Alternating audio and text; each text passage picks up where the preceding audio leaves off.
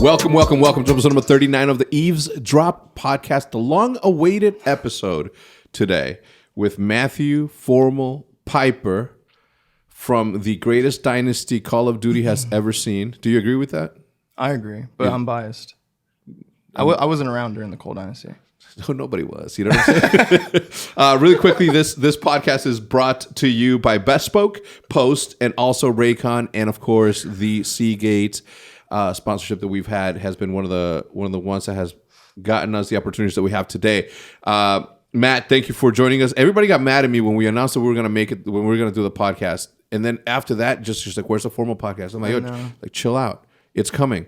And then they would ask me again, and I'm like, "One more person asked me about the formal podcast before we're ready to give it to you, and I'm not doing it." Bro, the amount of times it was asked in my stream recently, it's the number one question asked for sure, by far.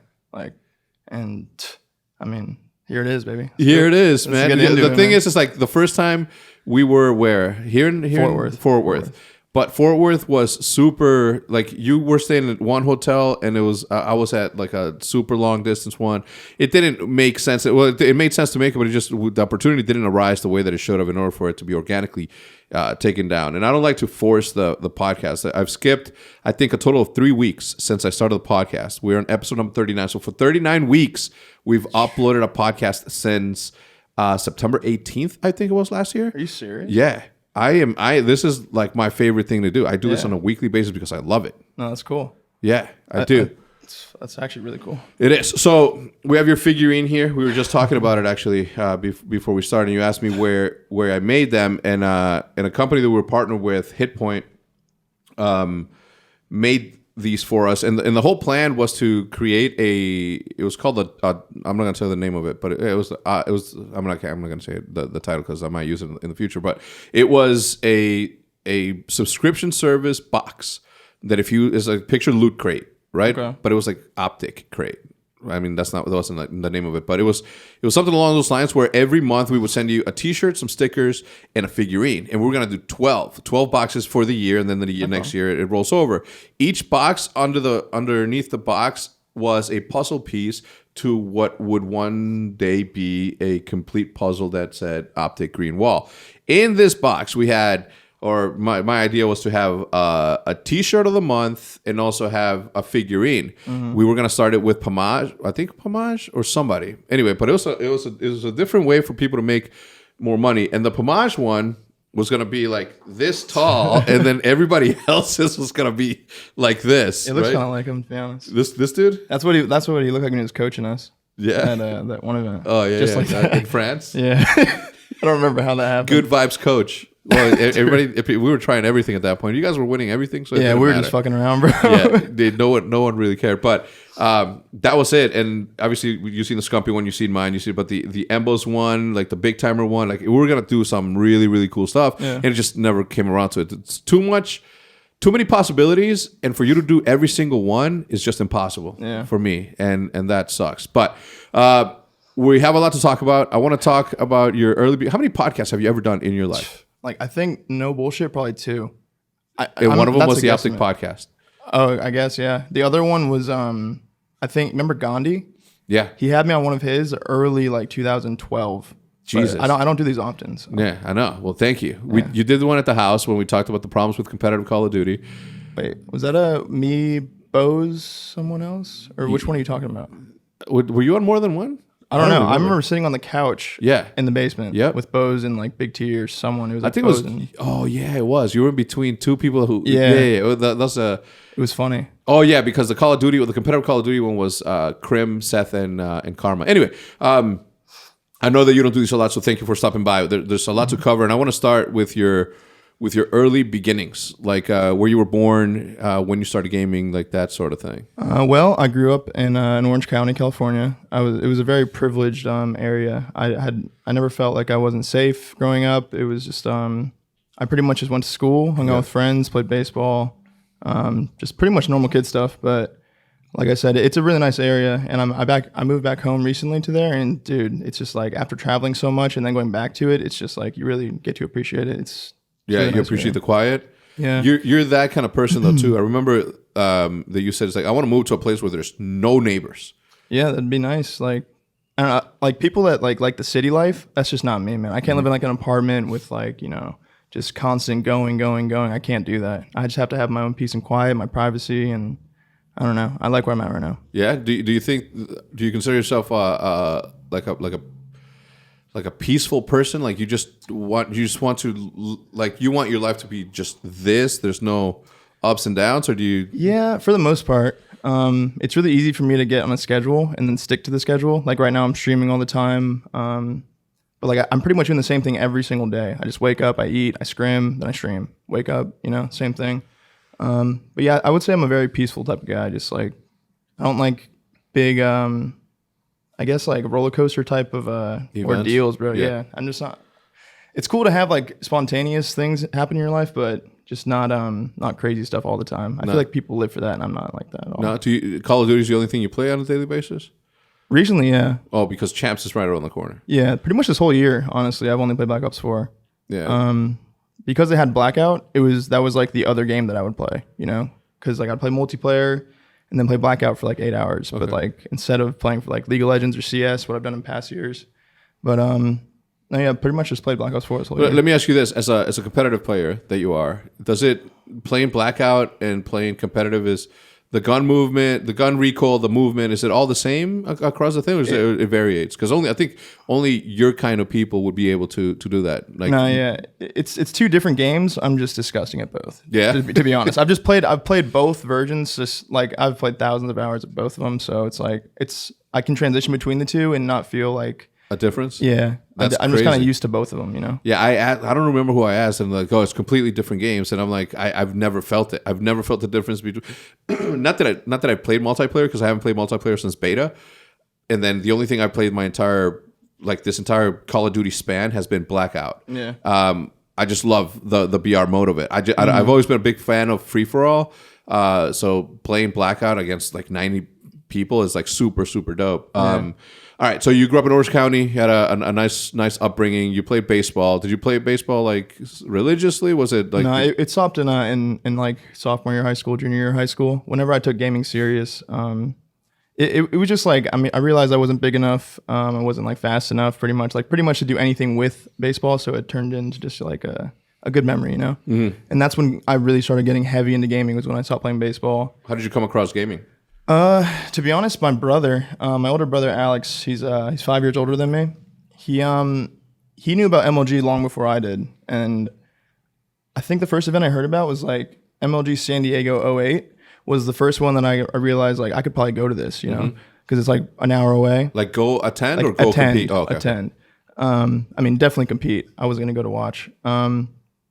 But my parents just were not having it. They were like, nah, just whatever. I asked again a year later in 2009. It was Anaheim, another even closer than San Diego. Mm-hmm. So that was my best bet of going. How old were you at the time? 12. 12? Oh yeah. My God, 2009. How old are you now?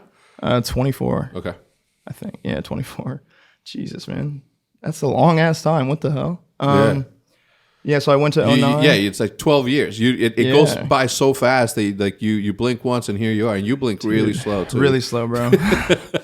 It honestly, it feels like that whole time period feels like it was 5 years long, not 12 years long. That's crazy. But yeah, wow.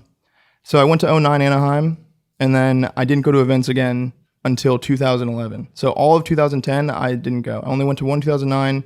Was like, cool, I made it out of open bracket. I was happy with that. Oh, you competed? You actually competed, yeah. Okay. And this was Halo, obviously. This was Halo 3. Halo 3, yeah. Okay. I did okay. What team was the name of your team at the time? Chilled Reality. Okay. Yeah. CR. Yeah, CR. And I was teaming with like Art of War, Shire. So anyways, we did okay. And then I was like, okay, I'm just gonna go do the high school thing, just go hang out with friends, do all that stuff.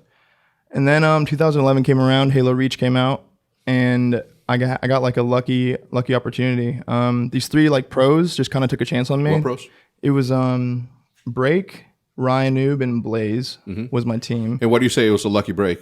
Because they had a lot of options to work with. They were like, let's just say they were a top 6 team. I was still an AM kid pretty much. Like I hadn't been to events in a year. They weren't sure if I was gonna even show up to the event.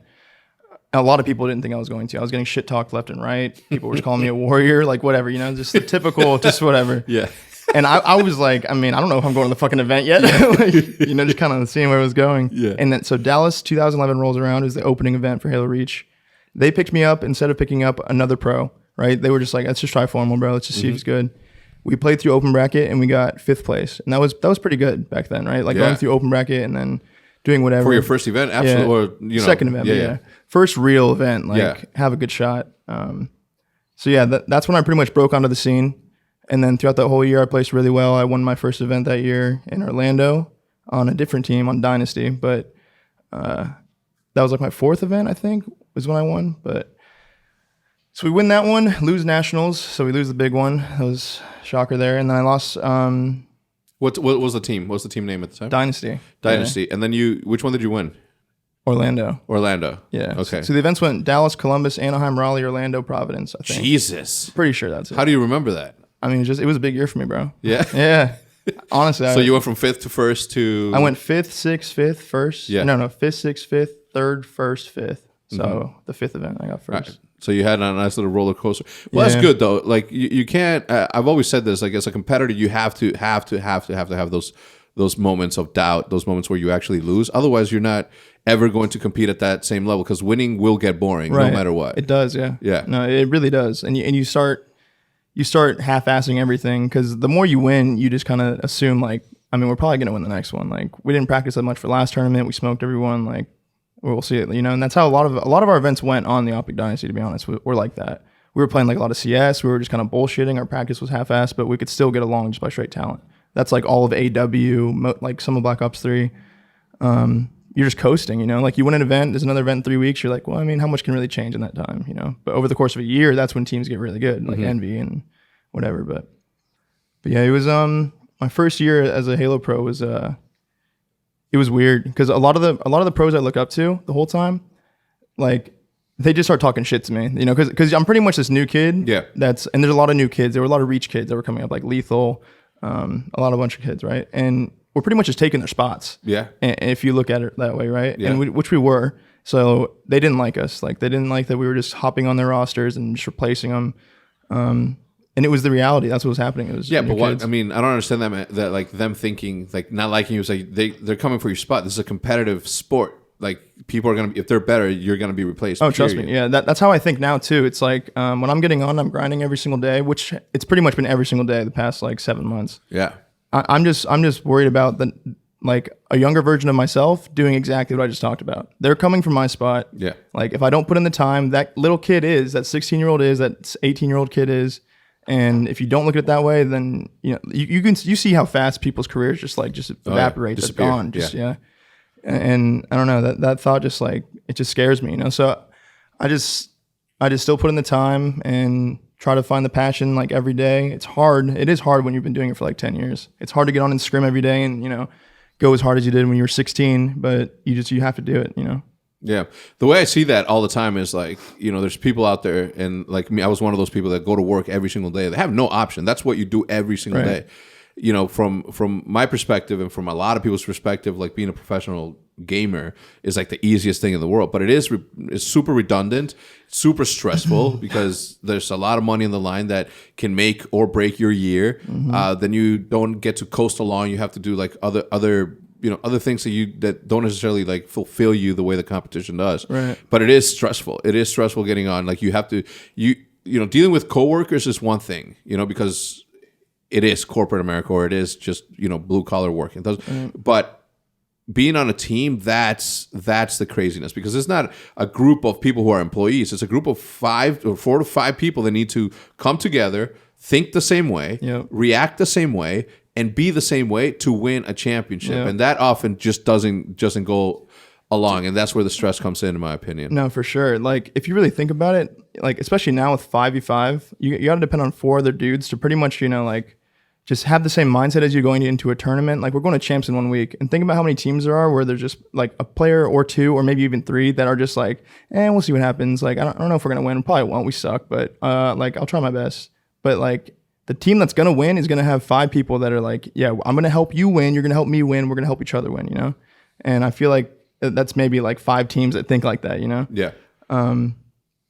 But yeah, I feel like it's really easy for people to just like just half-ass stuff, especially when things aren't going their way.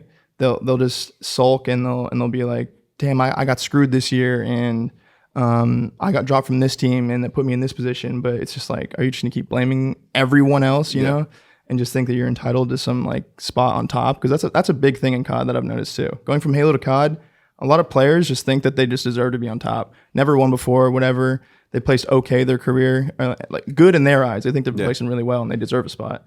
But they talk like they've won many championships. The egos are out the like they're insane, man. More, you think more in Call of Duty than anywhere else? I think so too. 100%. Yeah. Is it part of the culture for us to be like overly flamboyant and I think so. And just like it's part of the thing? I think the role models were just a little bit different. Like when I came up in Halo, there was players like Walshy, like Ogre 2, like Roy, just these guys that like you could just tell they were the shit without them saying anything, you know? They would never, ever say it, but you just knew like, oh yeah, it's fucking Walshy. That's crazy. Yeah.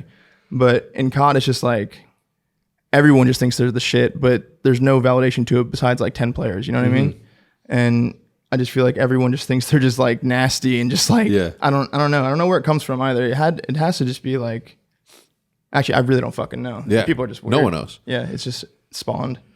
Yeah, I don't know what it is. There needs to be a study made on the personalities in Call of Duty, because a lot of people, and I don't want to name names because it would turn into something that I don't want it to turn into when it was just like a simple conversation that we were having. But there's a lot of players that legit think that they're the shit and haven't done shit, and some have never done shit, just haven't done shit lately, and they still feel like it's okay for them to talk a certain way. Yeah, you know what I'm saying? And no, exactly. Yeah. So how many championships did you win in Halo? Like 4, but I would probably only count 1, to be honest. Why? Because I won like 5 events in Halo 4, but Halo 4 was kind of like what's a good example? Like MW3 was, I think, if that's right. I don't know. When you guys like weren't having many like MLG tournaments, it was all just kind of like these UMG styled events. That's kind of what Halo 4 was. And the game sucked. A lot of players quit. It was pretty much just my team just running over another team, and everyone else was terrible. It was just like whatever. Who was the same team that you? No, this was me, Pistola, Snipe Down, and Hines was like our we were just shitting on everybody. Yeah, like it wasn't even. It was really fun to do, but it was just like, who the fuck's even watching? Like anyone? Your only threat was Maniac, probably. Oh my god, I think he retired. I don't know when he retired, but it was somewhere in that area. I think he tried Halo 4 like once or twice, and then got shit on too bad by like the shitty kids, and he was just like, I'm just gonna hang it up. I want to go make content for OpTic. Dude, he disappeared for years. He comes back like 2 years later. He's like, I'm on OpTic now. And I was like, what? Yeah. It's like, okay. Which championship did you win with him? Actually. That's the day that you joined OpTic, I think. Yeah, I came out to support. This was November 2014, I want to say. I'm pretty sure that's right. It was the Halo 2 Anniversary Invitational. Yep. So here's what happened. It was an 8-team tournament, all invites only. So what 343 did was they invited 8 captains. It was like Ninja, T-Squared, all the top names, and they sent me one too. Like they're like, if you want to get a team together and come, let's do it. And back then I was really close with APG, Lethal, Maniac. Those were like my 3 best friends back then. So I was like, do you guys want to go for fun? Like, fuck it. We'll just not even practice. Who cares? Like, we'll just go fucking, I don't know, get drunk or something. Like, it was just supposed to be a fun weekend. Yeah. We got there. We realized, like, holy shit, everyone's terrible. We can fucking win this. And we just start cruising along in the bracket. We lost in the winners finals or something. But to actually win the tournament, it was a crazy, like, losers bracket. Like, just like best of 2. We had to beat someone, Trait Rippin', I think, in 2 best of 5s. But the games were, like, so crazy. Like, just coming down to the wire every time. And we were just coming out on top over and over. But when we actually won, it was like one of my favorite tournament wins for sure. Because we were just not even expecting to win, and it just kind of just got thrown at us. Like, you guys actually won. We were like, holy shit, this is crazy, you know? And like, no practice. I was playing Ghost at the time. Came back to Halo, played that, won that, and then I went to AW and joined OpTic. When did you start playing Call of Duty? Beginning of Ghosts. Beginning of Ghosts. Yeah, that was with Enable and Ace and Snakebite. Did it come? Did it just wait? Was that you Enable Ace? Yeah, and Snakebite. Was that a tournament? Yeah, this was the opening event. This was Columbus 2012. Was Halo 13. Sort of Halo's dead at gone. the time? Yeah, it was right after Halo 4, and we were like, you guys want to try COD? I don't remember Snakebite playing. Was he nasty? I bet you he was. He was trash. Yeah. No, he wasn't bad. I only played with him for one event because I ended up just leaving him right after because I got an offer from Moho. Fear. Yeah, Fear and Dido and Complex. But yeah, we went to that Columbus event with the Halo guys. We beat some like pretty good players, and then we like made it out. We got like top 20 or something, whatever. Then that's when I started like team hopping. So I was like, okay, I'm gonna take my opportunities, and it worked out. Snakebite I think retired right after that. Ace tried a little bit longer, then retired. Then Enable is still playing, obviously. Yeah. How many championships does Enable have? More than you now in Call of Duty? No, right? In Hell COD? No. Hell no. In nothing. I actually don't know how many he has. That could be I remember when we took him to where was it? You were like, I don't want to pick up Enable because I want to be the only one. That was multi game championships. Was it France? It was Gfinity, I think. It was France. It was France. Yeah. Because Damon couldn't go or something. Yeah, Damon couldn't go. That was nuts. Though. You're like, no, hell no, because he's gonna. Dude, I remember we won and shit. We won and shit, and I'm like, yo, good shit, bro. Fuck you, like good shit, bro. God damn it. Yeah, I was like kind of pissed about it, but yeah. So that transition obviously couldn't have been easy because maybe it was easy to you because you play Counter-Strike and you're nasty. You play pretty much every game and you're nasty. I'm just a natural gamer. I just grind. Just good at hand-eye coordination, or you think that your hard work like has a lot to do with it? It's both, and also just kind of just like I learn most by watching. So any game that's blowing up at the time, I'll play because I can watch the best players play it all the time, and it's very popular. Like League of Legends, I even played StarCraft for a little bit, Counter-Strike. So like in Fortnite, like stuff like that, if I can just watch someone play it, I can just copy them. That's what I did in COD and what I did in Halo. It's just like, how good are you at Fortnite? Actually, I was decent at like season 4. I want to say I got really good. This was like World War II. So before World War II champs last year, I just said, fuck it, this game sucks, so I'm just not even gonna practice it. I just played Fortnite like for every day, like 9 hours. I'd scrim one time and then be like, dude, this game sucks. But I'd go play Fortnite. I'd get on COD the next day and I was somehow better at World War II. So I was like, I'm just gonna keep grinding Fortnite. It was the weirdest shit ever. Yeah. So then champs came around and I got a lot better somehow. I don't know. But. So obviously, with Fortnite blowing up the way it is, there was $30 million just up for grabs like 2 weekends ago. As a professional Call of Duty player, as a professional Halo player who's been doing it since you were fucking 12. So for 12 years, when you see that sort of money up for grabs, do you ever think to yourself, I can easily transition to that and give me month and a half, and I will be a nasty builder that can compete? Or is that not something that crosses your mind at all? No, it does cross my mind. But and even watching that tournament just a couple weeks ago was just like, dude, I still have time. Like this is crazy. This guy's won $3 million on one day. Who won money first through what? To 20th? For the top 100 did. Okay, what did the 100th get? They all got 50 grand. Like 100 to like 21st, all got 50 grand just for being in the match. Yeah. And then everyone after like 20th to 1st, I want to say, they all got paid fat. Like it went from like 50 to like 80 to like 100. It was just insane money. Yeah. But what I was gonna say about Fortnite is I just don't like the building. I actually hate the building so much that I don't think I would even try Fortnite just because the building is obviously what makes someone much better than the next, you know. So I have to find a passion for the game and actually enjoy playing it. Of course. So like even when I was getting good at Fortnite, I still wasn't building that much. I was just letting these kids just build towers and just like throwing explosives on the bottom and just like shooting them down and just like killing them. Yeah. But I don't think I would even try Fortnite. To be honest. Yeah. You don't think that you can learn to love to build? I mean, maybe because there's an insane amount of skill. Like if you think about the amount of actions that the StarCraft players used to take, like it's almost the same thing. Like the amount of actions that you have to. I saw this little clip. I don't even know the name of the dude, but I saw a clip where the dude was like his whole desk was shaking. I think I saw that recently. Yeah, and I'm looking at that. I'm trying to look at his left hand. His mouse, and then the movements that are happening in the screen all at once, and I'm just like, that's like insanity. It's insane. Yeah. I gave up. I can tell you the day that I quit playing Fortnite. It was when I saw Myth, the first time Myth ever built the 1x1s, or was it by one? I don't even know. I think it was 1x1. But he just deliberately built exactly the way that he wanted to do, like upwards, and I was just like, this changed the game. I'm out. No, there was one time when I thought I was nasty, right? I was like playing solos early in the morning one time, and I was just kind of like just in my try hard mode, just whatever. I matched what's that kid's name, dude? It wasn't Daquan, but it was one of the streamers, a really popular streamer. He goes by the name Dark. In game, it's Dark, but his actual thing, I think Dakota's. I think it's Dakota's. So I'm just playing, and I notice he's in my game, right? So, and I know he's in Tilted with me, and I see him killing everybody. I'm killing the other side of Tilted. I go rush him, and this guy, he like embarrassed me so bad. I go to his stream, and he's just casually just talking to viewers, like just randomly I'm going so hard. He's just casually shitting on me, and like the most mind-blowing way that it literally opened my eyes to this. I was like, dude, I suck still. I'm so bad.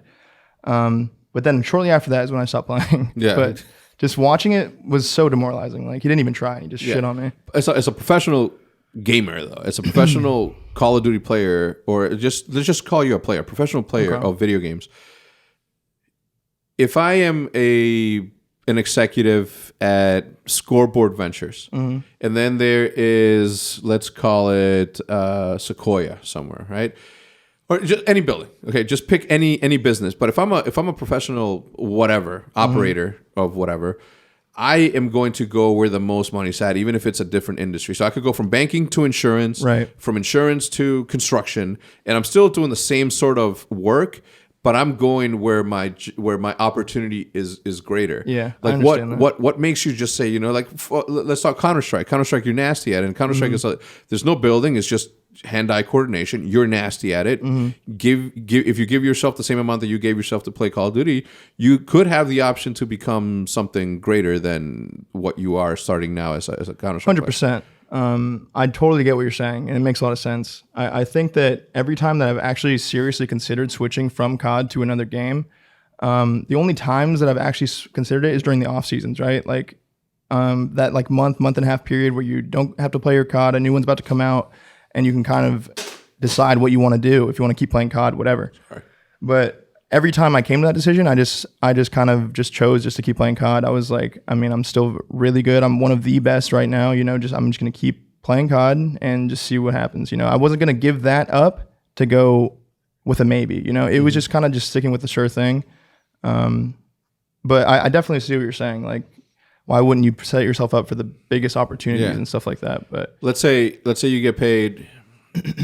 I'm just gonna throw a number out there, okay? So you get paid $5,000 a month as your salary to play Call of Duty. I know that it's way more than that. Just for argument's sake, you're getting paid $5,000 a month to play Call of Duty. Then somebody says to you, "I'll pay you $10,000 a month to play Counter-Strike." You're still going through. I mean, obviously, right now you have a better chance of winning a championship in Call of Duty. Right. But let's say you take money aside. You put money aside. Money doesn't matter to you anymore.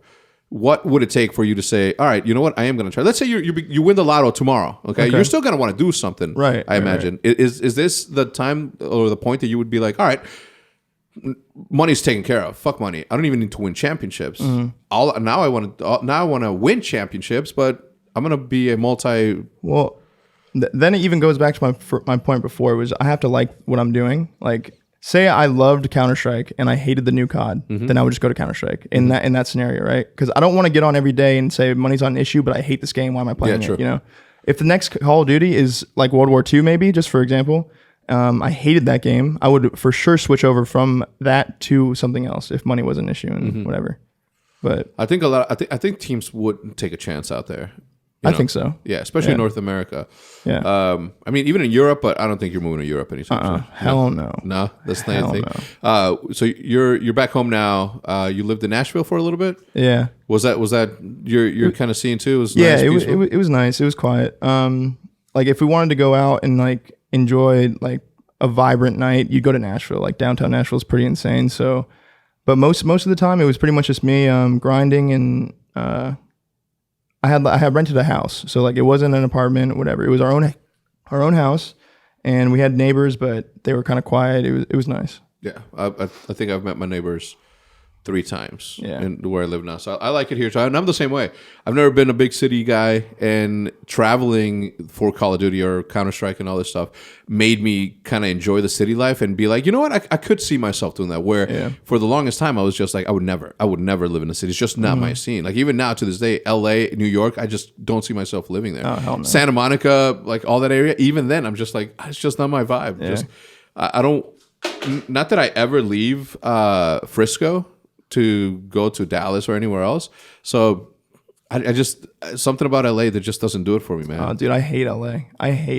Like, because growing up in Orange County, the biggest city next to me would be LA, right? So like anytime I would go there and I'd be in like the traffic or just like the general just driving around was just so like, you just have this vibe, like everyone's just in a hurry and everyone's aggressive and just like, you're just like, dude, like this is, it just feels like go, bro. And I just hate that vibe. Yeah. I can see why people like it, but I just don't.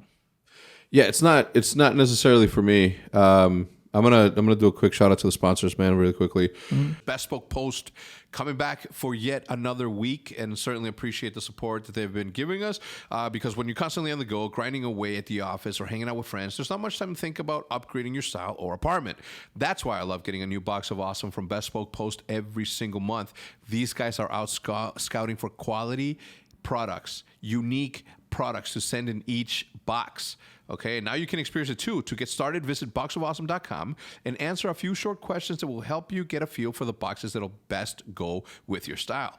Whether you're in search of the perfect drink, a well-kept pad, or jet-setting style, Bespoke Post improves your life one box at a time. Each box goes for around $50, but it has more than $70 worth of unique gear waiting inside of you. The last one that we got a nice little day trip bag. It's like a little carrier. It's like a carry-on, but Maddie ended up taking that way because he liked it. The first of each month, you'll receive an email with your box details. You look at the box, and then you'll make the decision on whether or not that is what you like, and you can move, remove, add, or subtract any of the things that you don't like in there. You'll have 5 days to change the colors, the sizes, or add extra goods to keep your box. If you're not feeling that month's box, then simply skip it. From barrel aging kits to limited edition cigars, weekender bags, that's what Maddie got, a weekender bag to a classy DOP kits, Bespoke Post offers essential goods and guidance for the modern man. I, for one, consider myself super modern. And to receive 20% off your first subscription box, go to boxofawesome.com and enter code Eavesdrop at checkout. That is boxofawesome.com, code EAVESDROP for 20% off your first box. Bespoke Post, theme boxes for guys that give a damn. Okay, one more time, 20% off on your first subscription box. Just go to boxofawesome.com and enter code Eavesdrop at checkout. Another sponsor coming back this week, and that's Raycon. You heard it here, right? It's the headphones that were started by Ray J. Okay, Raycon earbuds started about half the price of any other premium wireless earbuds on the market, and they sound just as amazing.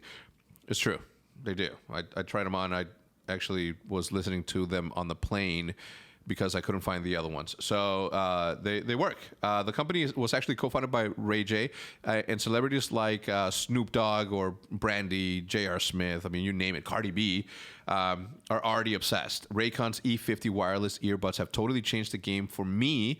They're so comfortable and so easy to take anywhere. Unlike some of your other wireless options, Raycon earbuds are both stylish and discreet with no dangling wires or stems. And of course, they don't just look great. They sound incredible too. All right, so like I said, I used them on the airplane, and because they were able to plug my ears, I just fell asleep completely just listening to some Bohemian Rhapsody, which is what I've been listening to lately. Raycon offers wireless earbuds for everyone in a range of fun colors at an unbeatable price. Go to buyraycon.com/eavesdrop to get 15% off of your order. That's buyraycon.com/eavesdrop for 15% off of Raycon wireless earbuds. If you've been eyeing a pair, now's the time to get an amazing deal. One more time for the people in the back. Okay, buyraycon.com/eavesdrop. That is BUYRAYCON.com/EAVESDROP to get 15% off of your orders. And last but not least, the sponsor that makes the Hex Quarters world go around. If they weren't involved, we wouldn't have been able to get up and running as quickly as we did. Huge shout out to Seagate for all your storage needs. Obviously, as a vlogger or as a content creator, I always take my stuff with me, and having a storage unit that I can easily recall previously recorded content, this is the way to go. This is what I go for. So huge shout out to them. Let's get back to it. All right, let's shift gears a little bit. I want to talk to you about, from when you joined Envy, and then us having like behind the scenes conversations, sort of you. What? I'm just go ahead. So there was this one time where you hit me up. He's like, "Yo, what's up? Let's team." And I'm like, "Fuck!" In my head, I'm like, "Hell yeah, let's do it." But you were with Hastra. Hastra's my boy, and I was just like, "I don't know, man. They're gonna treat you well at Envy," and Bro, I remember, just to sum it all up, right? So when I told Stro, like, listen, man, I want to team with Krim, and I didn't know who else I wanted to team with at the time, right? He was like, I was like, bro, drop the whole roster, gone. And he was like, I'm down. And I was like, all right, let's do it. The next day, he's like, Matt, I got to talk to you, dude. Like, I don't feel right about this. And I was like, all right, bro, I'm going to leave. Yeah. And then he was like, no, like, I might want to drop the whole roster. But he's such a good dude, bro. Like, I know, I love Yeah. Astro. And it was just funny that, like, he didn't even contract me. Like, I remember when I joined you guys, like, I'm pretty sure you were nice and you, like, still helped him out and gave him some money from me just because that was nice of you to do. No, I don't think so. Oh, okay, maybe not. But so I don't think so. all I know is that I got away without, like, I don't know. It was just like okay, I'm going to join OpTic now. And he was just like, okay, goodbye. Well, Nameless says that Hasbro picked Nameless over you just based on skill. Is that how Nameless? Bro, I remember the story when you said that he looked at you, he was like, "Do you really think you're better than me?" So we're at USWC 2014. I'm with Nameless, Cap, Merc, Show. We're eating dinner, and this is while me and Krim have been already talking, like having these weird little secret meetings at the event, like saying we're gonna be teaming, whatever. And Nameless finds out and he calls me sketch, whatever. I'm just like, whatever, bro. And he's just like, I go to the dinner and he sits me down and he's like, Matt, do you think Krim's better than me? And I was like, yeah, like I think Krim's better than you. And he was just like, all right, that's all I needed to hear. Fuck you. And I was just like, okay. And then it was the most awkward shit ever. I thought he said that you were better than him. No. He wouldn't ask you that. He knew, right? Yeah, he had to. No, yeah, but it was just a really weird situation that went down. I just wanted to play with Krim at the time.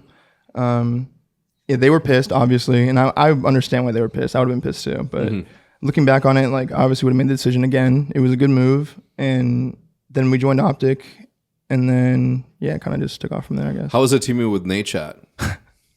It was funny, bro. It was me and him got along really well. We still do. Yeah, but it was funny too because like when I first joined, it felt like both him and Seth were like in a weird, like, unspoken competition with who they could get to like, or me to like them more. Did that make sense? I think that's everyone though, because even when Tom Syndicate came to the house, he's like everybody gravitates towards you. Like he was. Oh, dude, Syndicate was weird. Yeah, I was like, dude, what? Why are you like buying me drinks? I was like, okay, dude. I think that's everyone though. I think you have this like this magnetism, like that just dudes just want to chill. You know.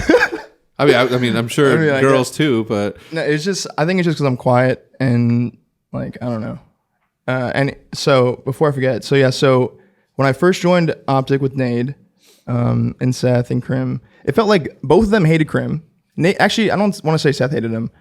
Matt for sure hated Krim. Yeah, like it was obvious they didn't like each other. They didn't get along. They were screaming at each other. It was hilarious. But I got along with everyone pretty well. Yeah. It was all pretty good. I mean, we won a couple of events with Matt.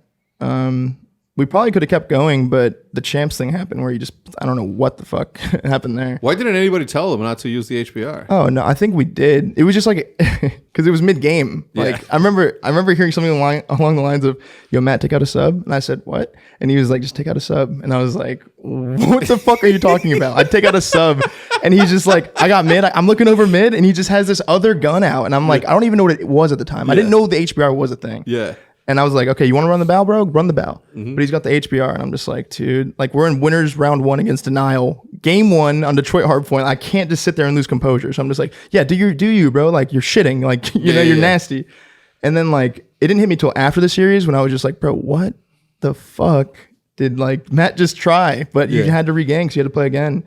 Looking back on it though, I mean, bro, I don't know.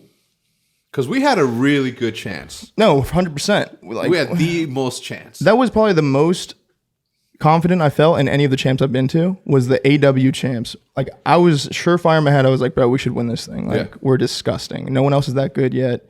And we just, we lost to Denial. Denial got really good at that event.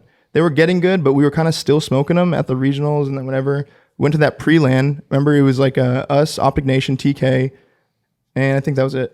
But we did it at the OpTic House, and we just took turns just shitting on both those teams, and then it turned into us not practicing because we're just like, bro, this is so awkward. They're all just fighting. Like, going in the living room is so awkward. So we're like, all right, let's just not even practice. And we would half-ass like half our days. Went into that event so confident, bro, like just so gassed, and then just got a huge reality check, and then Matt did his HBR thing. But I've thought about it a few times. I think Matt, if we want to be real about it, here's what happened, right? So when we first started getting championships with that roster, I think Matt was still he wasn't getting any recognition. Everyone was still talking shit to him and saying, like, you're just getting carried now. Like, it doesn't matter, you're winning. Like, you still suck, whatever. And that went along for like 3 events. So by the time champs came, he already had this thing in the back of his head where he just wanted to shut everyone up, just wanted to do well individually, maybe. Like, I'm not sure what it was. That's what I think it was. You know, I would have felt the same way. I was like, bro, like, I'm finally winning and I still don't get any recognition. Like, fuck you guys. So I think he just wanted, it was just the wrong event. I think, like, if he just didn't give a fuck and was just like, I'm just going to be pure bait this whole event, I think we maybe not have won, but would have done a little bit better. Yeah. But yeah, I felt bad because I can just tell that those type of like comments and that type of negativity was just consuming his gaming life. And that's, at least, I mean, I still have never asked him about this. This could be all bullshit. Yeah. But this is what I speculated. And I felt bad and I was like, whatever, man. And then he wanted to retire, and obviously he's doing well now, but we probably could have kept winning on that game with him, to be honest. Us three were really good and he was not bad. Like, people think he was bad. He wasn't bad at all. No, he wasn't, no. But then we just picked up Damon, and then I don't know. Dynasty begins. I always wonder that, because I know, like, obviously living with him, almost living with him, seeing him every single day, like him leading up to his retirement. I knew at the beginning of the year that he was like sort of teetering on that decision of retiring or not. And I can't say that to the team because, you know, they're gonna be like, all right, well, let's replace you now if you're not in it to win it. Let's do that. So we went a whole year, and obviously, like, maybe he saw things differently, but from my perspective, it was that, and he had, like, obviously so much to offer, not just Call of Duty, but esports as a whole, that I supported the thing because I'm like, dude, you know, you outgrew Call of Duty. Like, you don't have to, you know, take shit from fucking anybody. Exactly. You know? Exactly. And Call of Duty did suffer. I mean, if we look at the numbers when 100%. He competed to where we're at now, like the scene did suffer for it. But, you know, it is what it is. It's that sort of scenario where you don't miss somebody until they're gone. Right. And I think that everybody shot themselves in the foot, or the people that were talking shit shot themselves in the foot. Like, but he had so many people loving him that you were just like, you know, like, why would I even pay attention to a scene that doesn't, you know, want me or know that they need me? God damn it. You know, yeah. I trust me, man. I've thought about it a few times, and I felt for him, I guess, and I think he's in a much better place now mentally, and you know, I'm happy for him. No, he's doing good. He's fucking fine. Okay, yeah, he's doing real good. He's all right. It's cool. All right, let's talk a little bit about the fall of the Dynasty and what became, because there was a lot of shit that nobody, and this sort of brings me back, or we go back 10 minutes to where you said that Nadeshot hated Crimsix. I don't think that it was I don't think that it was hate. I mean, maybe it was hate, but it was based on annoyances. Like at that point, I don't want to say hate. Yeah. I just want to say I know what you mean. Yeah. So they didn't get along, and it was mostly because Crim has this very deliberate approach to competition. Yeah. Right. He knows best because he's won the most in his head. Right. And if you're not doing what he's doing, like, he's gonna have something to say about it. Right. And in moments of heat, you sometimes just say the first thing that comes to your mouth, and it doesn't come off as, hey, can you please go do this? It's dude, shut the fuck up. Yeah, like, dude, just do what the fuck I'm telling you. Yeah. Fuck. Right.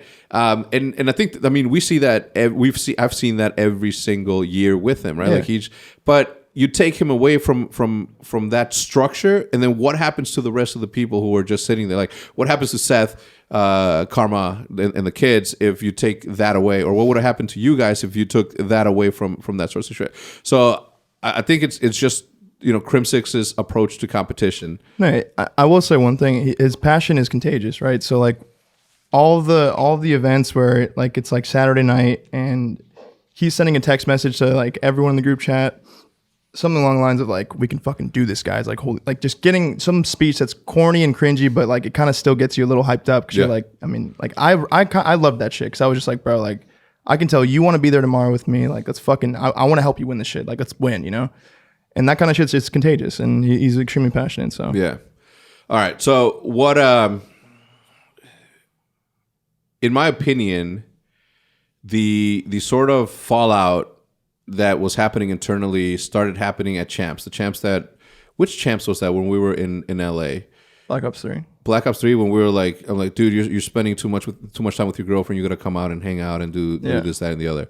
I think that's like where the rift started to happen, because it was, yo, let's hang out and be a team. Let's go do team dinners and go to. But you're not that type of dude. You just like want to mentally. I mean, correct me if I'm wrong, but after game, you just want to chill, relax. It just depends on the situation. If I'm just beat and I played all day, then yeah, I just probably want to go to bed. But I'm not opposed to like having dinners with teammates. Like, I mean, I've been doing them for the past like couple years now, and I did them with those guys too. It was just, it got to the point where it felt like blaming it on not hanging out was the only thing that we would put blame on.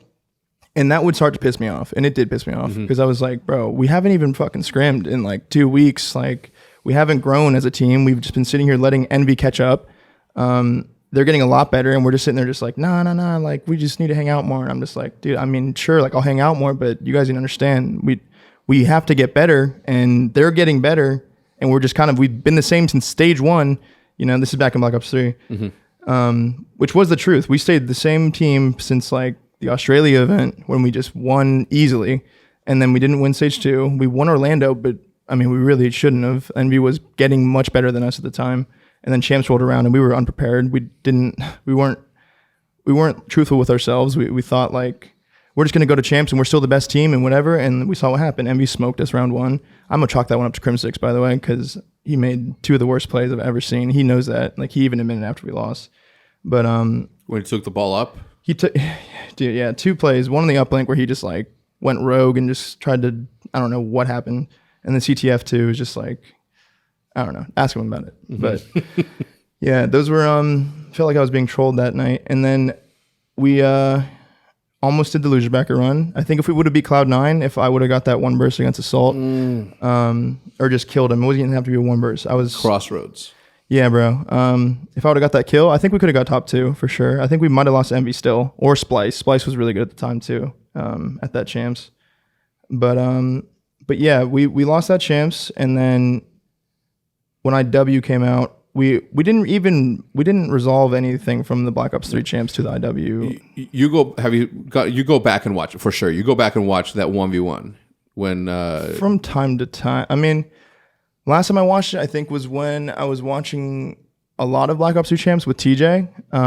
And I was just like, bro, do you see Crim just getting shit? Like, I'm just kidding. But yeah, me and Tej watched it. I think this was the last time I actually watched it. It was a couple months ago. And we were just going over it. Do you think you should have won that fight? Or do you now see it? I could have shot better. I think Damon should have gotten me at least 1 when we were both sitting there. Like, his bullets weren't registering. I don't know what the fuck happened, but some just went wrong. And Assault even fucked up too. He even jumped at me. Like, after I got the 3rd kill, in my head I was like thinking, okay, how can I win this round? The clock is ticking down.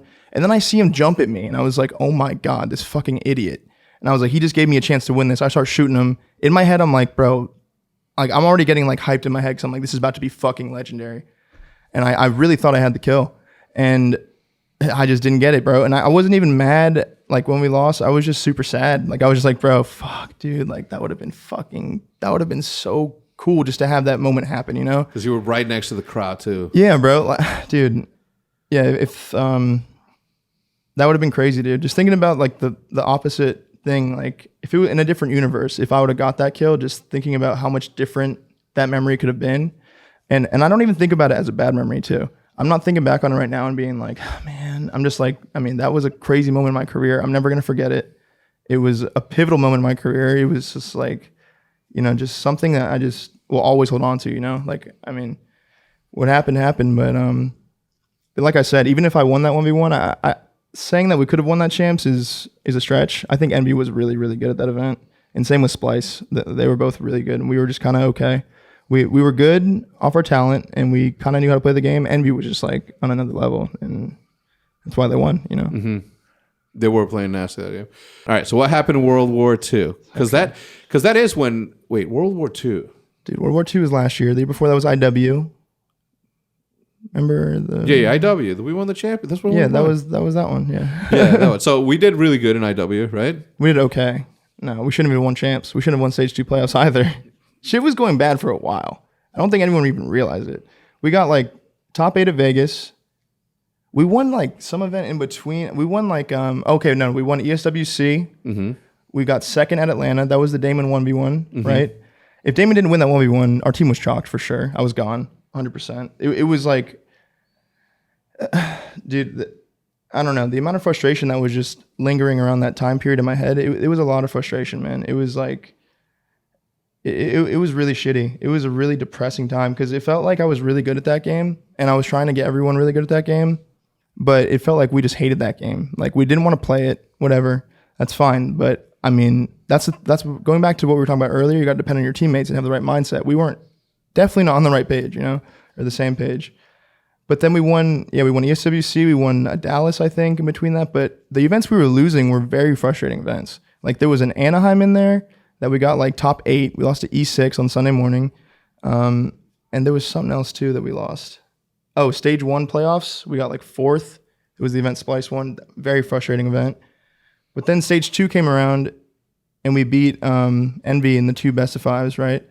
And I don't know, it just felt like we would hit a switch where we would get one series win and that series held so much weight in our heads that we would chalk up all the negativity and just get back to our old form and just want to win and just all be like, not even positive vibes, just like wanting to fucking win, like we were all just like, fuck the bullshit, let's just win.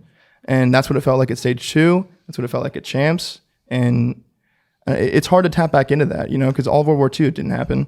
Closest we got was like stage 1 playoffs or whatever it was when we attached 1v3 like 6 times and we got second to phase. But IW as a whole, that whole year was just super stressful and just super irritating. It felt like we just didn't give a fuck. We just accepted like, okay, this year sucks. Let's just hope the next one's good and we'll see what happens. But like somehow we won the last 2 events. So we get all that positivity from those 2 events and it just like washes away all the negativity, which it did. Yeah. Like we won champs, like fuck it, bro. Gives a fuck. Yeah. But then we went to World War II. We're still on a high. Like we were on a fucking high. We were going into that game gassed. We thought everyone was ass. Crim and Damon, for the first like 2 months of the game, they were so fucking good that I'll speak for myself. I don't know about Seth, but I couldn't even learn the fucking game. I was sitting in hills just like, I don't know what's going on. Them 2 are running around killing everybody, like 45 kills each, every single map. It was unbelievable. But then we went to Dallas and we got like 3rd or something. And then that's where it all started going downhill, in World War II at least. Then we lost to Red Reserve like 6 times a year. I don't know. Yeah. So that and it goes back to saying, right, like employees that go to work and don't like their coworkers, they're getting paid, so they have to put up with it. And you guys were sort of going through the same things as, you guys may not be on the same page, from a chemistry standpoint, but if you're winning just based on skill, like you were like, all right, well, I need them the way that they need me in order to win these championships. Yeah.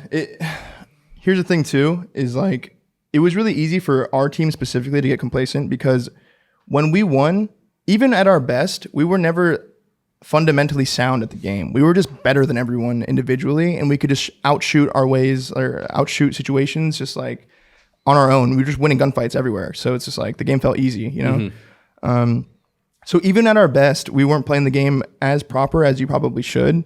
And we knew that. We just said, I don't fucking care. Like, we're just going to keep running at people and killing them all. And who cares how we play? Other teams would try to mimic our play style, and they couldn't because the talent wasn't there. Yeah. But World War II came around, and you couldn't just gunfight your way out of shit. The game was fucking trash. I hated that game.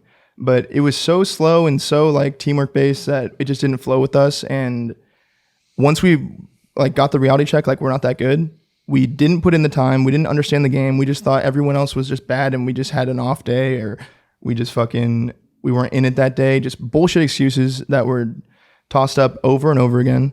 And like, I mean, like these type of excuses, they're okay if you can, at the end of the day, come up with something concrete that you're going to work on when you get home, and not just say, dude, there's just, like, what? We just didn't sleep enough. Like, fuck it. Yeah. We're going to win the next event and go home and half-ass practice. Cause that's what the first 3 events of World War II were like.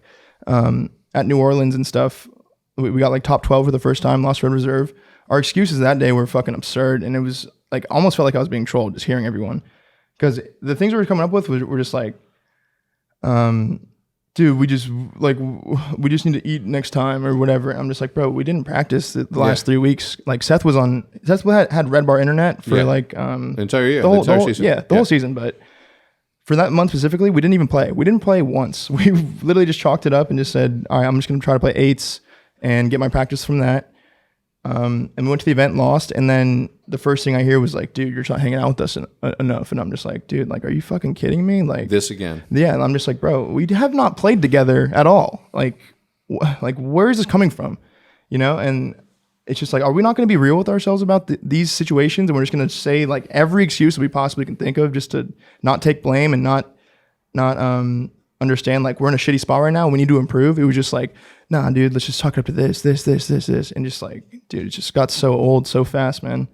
And that kind of like, those little things happen, like 3 events in a row, those same little talks were happening. And it would just piss me off because I was like, bro, are we just lying to ourselves at this point? Like, do we just think we deserve to win? Because we don't. But we're acting like we just get to go to every event and think we're just going to win just because we're us, you know? And it was just lying to ourselves. And I don't know. For a long time, it felt like I was the only one that was thinking like that. And then at the league, when we were there for like 2 weeks at a time, and I was rooming with Damon, we got to the point where I could just tell, as a team, we did not give a fuck anymore. We didn't want to play with each other anymore. Me and Damon were pretty much in the room just playing PC games the whole fucking time because we were just like, this is the only time like we were even happy because we'd have to go to the venue and we just fucking hated playing. We hated playing with each other. It felt like we just didn't care what happened, and we were just going through the motions, you know, just showing up and just getting it over with and going back. It was just a shitty, stressful experience, man. But yeah, shit actually almost turned around too. In the middle of World War II, we almost won Stage 1 playoffs somehow. I don't know how, but we almost won. Like I've watched that game play back a lot because I was like, were we even good at this game? Like, were we good at that event? We were just like shitting on people randomly. Like we would just shit on LG, we shit on someone else.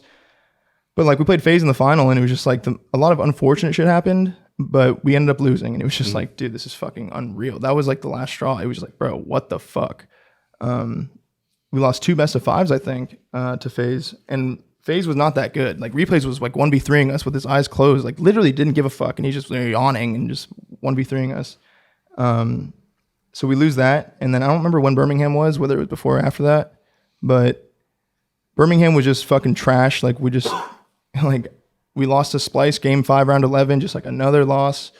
Just another like angry loss. We were just like, bro, this is fucking ridiculous. We suck. Can we get better? And it was just like, dude, you just gotta hang out more. You know, I'm just like, bro, fuck, man. Like, can we fucking do something together? Do you guys want to win? Like, I want to win. Because this feeling sucks. And we had that feeling every event, every single event. We would lose like top 12. I'd be playing GB tournaments all day. Like, just fucking, I hated it. You would lose and go play tournaments at the GB fucking booth ones. Yeah. Because like if I wake up and I'm playing, you know, I'm getting ready to do like Championship Sunday, bro. Like I've been here 100 times before. Like this is the day where we all turn the fuck up and we just like go there. We play one series, we're out. It's just like, dude, I just got my whole like mentality for the day. Like I want to play. I don't want to sit here and watch someone else win. Because for a while in World War II, I was watching like my friends win. Like I'd be like, oh, I'm happy for Chino. You know, oh, I'm happy for Theory. That's cool. They won. But then it was just like every event, it was like, oh, I'm happy for him too. Oh, I'm happy for him. And then I'm like, wait, I'm fucking sad. Like this sucks, you know? And it got to that point where I was just like, bro, what the fuck's going on? We haven't won in a long time. Can we fucking win? And then we got close. And then it was just like, that was the closest we were going to get in that game for sure. I don't know. It just wasn't in the cards, man. And like in hindsight, it's easy to say now, like if we were to have beaten FaZe at that final, we probably would have stuck together for a lot longer. We probably would have played the whole year and probably would still be a team right now. No bullshit. But we like, I don't know, it just wasn't in the cards, and we were all fed up with each other. Do you think that's healthy though? Because if you're just waiting for the one good tournament to give you the fuel to stick together, to give you the glue to stay together, like that's not healthy in my opinion. And I think that a lot of teams are going. Like every team goes through that. I'm sure. Well, you know what I'm saying? Like if you don't get along with somebody, and it's just you're sick of each other. Like championships are only gonna patch the problem for so long before. Right. You know, it rears its ugly head again. Well, like on a positive note, we had so much of a foundation to even look back on that it was hard to really say like, okay, our team's done. Mm-hmm. Like it was hard to say that. You know, we went through a lot of downs as a team. Yep. Even sticking through the champs losses. You know, I mean, like if you think about the amount of times that we talked as a team, and we feel like we're only sticking together because of the green wall, because of the fans. Like like we're sticking together for like parents that stay together for the children's sake. Yeah, no, you know, I know what you're saying. Yeah, it was like that, but for me personally, it was just like always knowing for sure that we could win, no matter what. Our roster could win at any moment at any tournament. Whether or not we wanted to put the time in and achieve that was up to us, and obviously that didn't happen. Yeah, but those 4 players together, we were so fucking good, and we had so much chemistry. Like in game, just straight up, just being together and playing together, we were so fucking good. But we just didn't care anymore. We didn't want to win with each other. We hated each other. We did not want to watch them win. You know, like we didn't want to. You didn't want to help each other win it at that point. It was just going to the event, and just being like, yeah, look, like we're okay, like whatever. If we lose, fuck it, hate them, fuck it. You know, that's what it felt like. So that whole year, well, not really the whole year, but because I ended up joining LG like mid-year or whatever. But yeah, those months, man, those were some stressful ass times, and it felt like there was so much hate, and there was so much tiptoeing around each other, and so much walking on eggshells, and it was just like, dude, like. We just gotta cut it, because this is unhealthy as fuck. It's so toxic. Yeah. It's like, I don't know. But do you think that that's like something that professional players need to get over, because there's a job to be done, and like, you know, egos have to be put aside for the greater good? Do you think that that's something that needs to be done across just like everybody that's a competitor? Because egos, the reason that you're that good is because you have an ego about it. You have so much confidence in yourself that it allows you to transcend the regular pro player, and then you become great, right? So do you think that that's something that you guys should have gotten over and been like, you know what, for whatever it's worth, everybody needs to be on the same page on this shit, because together we're better than separated.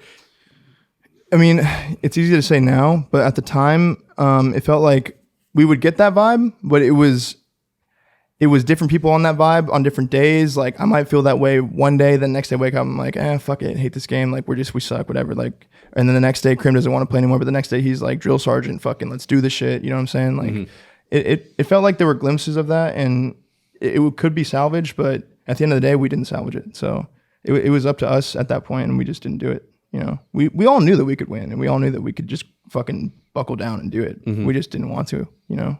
So it's been almost a year and a half since you left.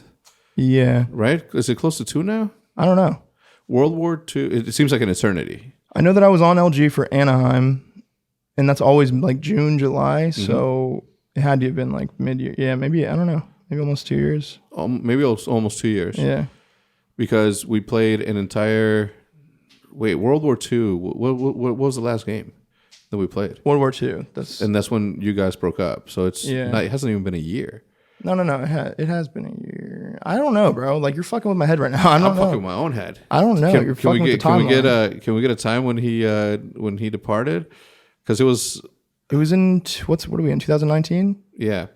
It's one of the Vision episodes. It was in 2008. It has to be like a little over a year. A little bit over a year, but it feels like 2, right?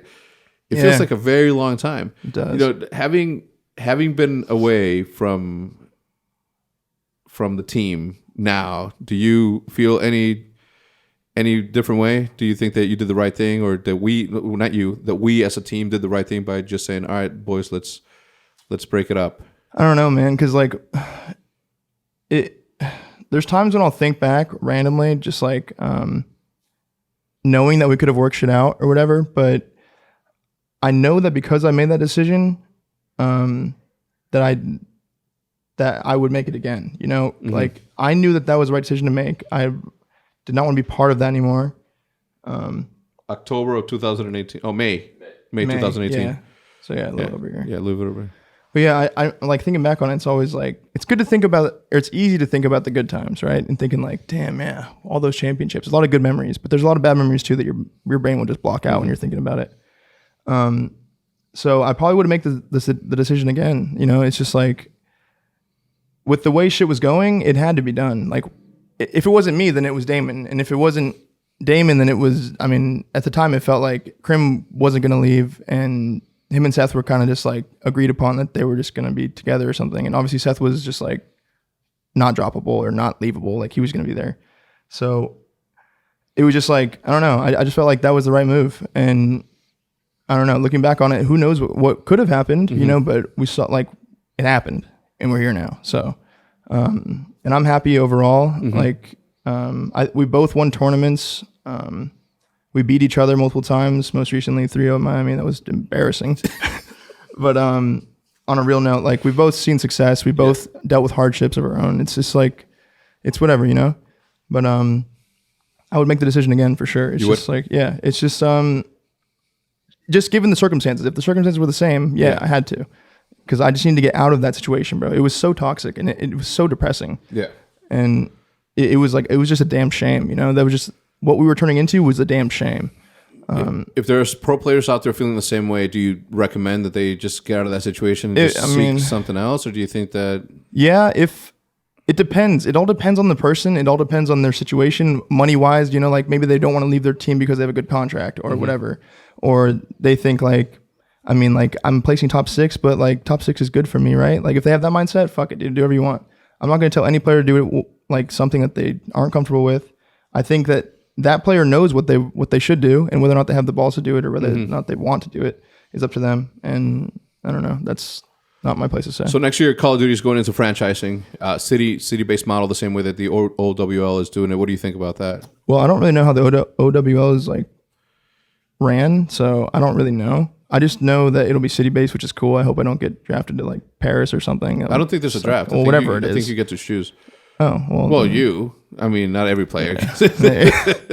You know, I think it's a good turning of the tide. I think, professionalizing Call of Duty way more than it is right now, even a tiny little bit, helps. Like having, people show up late, my team specifically show up late is just not acceptable. Right. And it's not one of those things that, that can go on forever because people show up on time and then you're sort of disrespecting their time in doing that. Oh, yeah. And what's crazy is that like literal stuff happens to where that becomes a thing. It's not like they're like, who cares if we show up late? Like they would have to get up 3 hours early in order for stuff not to get in the way of them showing up on time. Yeah. And I'm not making excuses. I'm the least to do that. I'm I see what you're saying, but it's one of those things. I'm for one and excited. Which if you could pick any city, which one? What do you think you would pick out of the ones that are out there right now? Probably LA. Yeah, probably LA. Yeah, I mean, yeah, because it's close to home. That. Yeah, close to home, and I don't know. LA's a pretty good option out of the ones to choose from right now. I don't know. What are the other ones like? New York. New York, Atlanta. New York, Atlanta, Minnesota. Dallas. Yeah. I mean, I would just pick LA just because. Like, I don't know.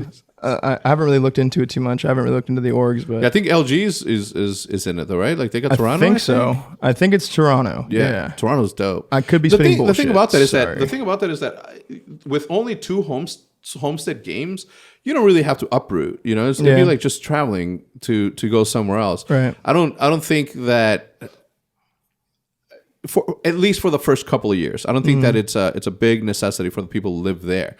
Basketball, baseball, football, they're traveling all the time, but they train and they got to be based out of a place. But it's the age of the internet; you can train from wherever. Wherever. Yeah. LAN experience, it's not even a thing, right? Yeah, it really ain't. It really isn't. Why the fuck am I even here for this thing? Like, you could have logged in from home and played that way, and it would have made a difference. And the more that the internet keeps getting better, like the second that we have Wi-Fi gig internet, I mean, it's changed. Once we get 5G, everything changes forever. Right.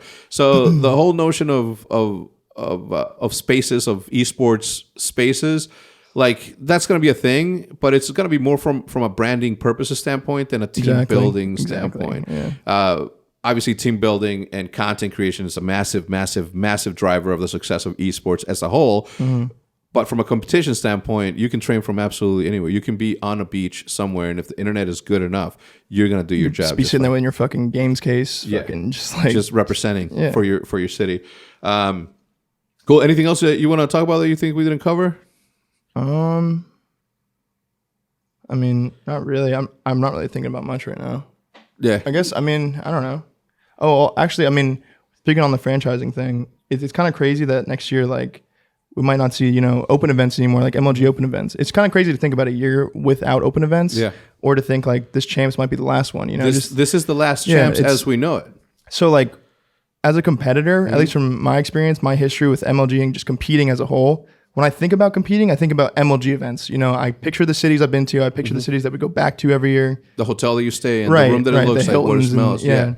And it's just like, it's going to be crazy that it's just not like that. And I'm just hoping that the new, whatever it is that is going to be happening, I just hope that it's enjoyable and it's awesome because MLG really set the standard of like what I want memories to be like. And I just don't want it to be one of those things where it's just like, this doesn't really feel right. You know, it's just whatever. But yeah, I mean, I just want to give my thanks to MLG. MLG, like, I don't know. Changed everyone's lives. Yeah, changed my life for sure. Yeah, and everyone. They were such a pivotal stepping stone in esports that we wouldn't be here where we're at. We wouldn't be here if that didn't exist. Yeah. Right? We probably would have been a whole bunch of YouTube. Well, my team would have been a whole bunch of YouTubers and that's that. But if it wasn't for the circuit and the memories, right? The memories is what, if I think of going to Anaheim, I can tell you that I'm staying at the Hilton. I know what it smells like. I know that the bar serves food until 2 a.m. and you can get the beef, the short braised ribs from there.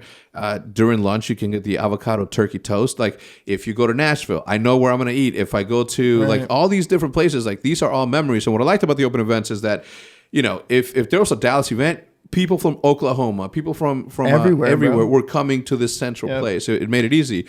With the city-based model, though, it makes it like, who's coming to those, right? Like you just gotta hope that there's a bunch of people in your city that just fucking love it and just flock to it. Yeah, like because if there's a Chicago franchise, let's talk about a Las Vegas franchise, right? It's right down the street. It's an hour and a half flight from here. If there's a team there that you like, that's an easy flight, right? But events like MLG like drew the entire country to here. People from Australia would come everywhere, bro. Yeah, it was like people who were on vacation would be like, it's crazy that I landed on the same time that I was on vacation, so I knew that this was going to be one of my tourist attractions when I came here. So I do hope that next year, and I guess it's going to be up to the franchises to sort of create that sort of thing. Right. I was going to say that too. Is like I think it's going to be dependent on the orgs and who's making the events on the, because it's going to be like unique to them, right? So there might be some orgs that you're like, dude, I want to play for them, dude. Have you heard about their events? They're fucking sick, you know? Or it's just like, dude, that them, like they're okay, like whatever. If I'm Adam Epicella and his team, I'm quitting. Like I would have quit last year, and then I would have just waited in the corner, waiting for franchises to happen, and then be like, here's my resume: 20+ years of throwing MLG events. Everybody loves this. I'm gonna run MLG events for you. Everyone will want to play for them. Like you know, like everyone's hiring them. That's such like if that were to happen today and say they were part of like the LA team, I'd want to play for the LA team for sure. You know what I'm saying? Like they hold a lot of weight in my head of like a deciding factor because they are so good at what they do and they've been good at it for 20 years, like almost, you know? So I don't know. Well, I just hope that next year is just like a good experience for everyone and just not. Yeah. I'm we're doing a series right now called The Last Champs. You know, this entire era of beautiful MLG events is coming to an end. And that sucks because it's been such a big part of my life. It's been such a big part of OpTic's history that this Last Champs means like more than anything else to anyone ever again. Because after that, who knows what champs look? I don't even know what OWL championships look like. I don't know. It's like a season one final or something? What is it? I don't know. But you know the international, massive. You know the LCS, then now obviously the League of Legends like championships. The Worlds, Worlds. Like you know these things, and you also know Call of Duty champs. But what is it if it's no longer there? Now we're going for how many teams compete at a professional level right now? Right now, I think 16. 16 pro teams. 16 pro teams, and it's going down to 12. That's a lot. That's four times. That's 20 people who compete at a professional level right now that are gonna have to figure something out. There's I don't know the intricacies of it. I don't know, but I'm pretty sure that where there's a will, there's a way. And Call of Duty, if Call of Duty has anything, it's a fandom that is ready to consume content. So I'm excited to see what it looks like. Me too. Mostly because I'm nervous as to see how this thing goes, because Me too. it's going so well. It's like, all right, let's change it up. Let's go do something It's else. exciting. It's exciting to think about. There's this little thought in the back of your head, like, bro, I hope this does not turn bad, and this does not turn shit. You're just like, I'm just excited right now. I'm very excited. I just hope that it doesn't turn shit, and like, I think we all do. Anyway, thanks for stopping by, man. I appreciate it. I know that you guys are starting your scrims right now, but I do appreciate you coming on. Sometime in the future, I don't know when, I want to bring you back to be a part of the 6050 Russell Drive podcast, which is pretty much only people that lived at that house for. Did I live there? Yeah, I did for like a couple months. Huh? Yeah, you did. I think I was sharing a bed with Maniac for a long time. Yeah, exactly. What the fuck, bro? So that's why I want to have these sort of like, oh my god, I did do that. Realization. Anyway, thanks for stopping by, everybody. Thank you so much for stopping by the podcast. We do appreciate you. Another shout out to Bespoke Post, Raycon, and of course Seagate for sponsoring the podcast. We'll see you guys next week with a very interesting guest. Not as interesting as Matthew Piper, obviously, but it'll be good. We'll see you guys on the next one. Goodbye.